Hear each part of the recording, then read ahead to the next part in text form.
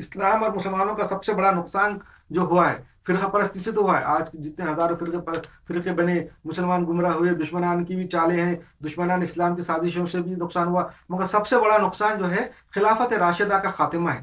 خلافت راشدہ کا ختم کرنے والوں نے اسلام کا بہت بڑا نقصان کیے. بہت بڑے وہ لالچی قسم کے لوگ تھے، پیسے کی اور حکومت کی اور کیا بولیں گے، حکومت اور پیسے کے لالچی لوگ تھے. انہوں نے اسلام کا بہت بڑا نقصان کیا. نا عاقبت اندیش تھے. انہوں نے اسلام کا اتنا بڑا نقصان کیا انہوں نے خلافت راشدہ ختم کر کے، کہ اس کی جو دستک ہے وہ نقصان کی. خلافت راشدہ ختم کرنے کا جو نقصان ہوا، اس کی گونج جو ہے ہم کو قیامت تک سنے آئیں گی.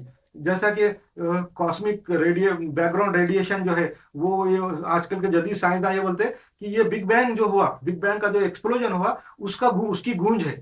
کاسمک بیک گراؤنڈ ریڈیشن جو ہے ابھی کائنات میں، وہ جو ہے اس کی گونج ہے بولتے وہ. کس کی؟ بگ بینگ کی. ویسا خلافت راشدہ کو جو ختم کیا لالچی لوگوں نے، تو اپنے پیسے کی لالچ اور حکومت کی لالچ میں اور ناخوت اندیشی میں، تو انہوں نے لاکھوں لوگوں کا ہزاروں مسلمانوں کا قتل کیا، صحابہ اکرام کا قتل کیا. جنہوں نے خلافت راشدہ ختم کی، انہوں نے بہت سارے صحابہ اکرام کا قتل کیا. حضور کے جو صحابہ اکرام تھے رضوان اللہ علیہ اجمعین، ان کو قتل کیا، ان کے ساتھ برائیاں کی، بہت زیادہ قتل کیا. نہ صرف جو ہے نا حضور صلی اللہ علیہ وسلم کے صحابہ کو ختم کیا، بلکہ حضور کی اولاد کو قتل کیا. حضور کی اولاد کو چن چن کے مارا.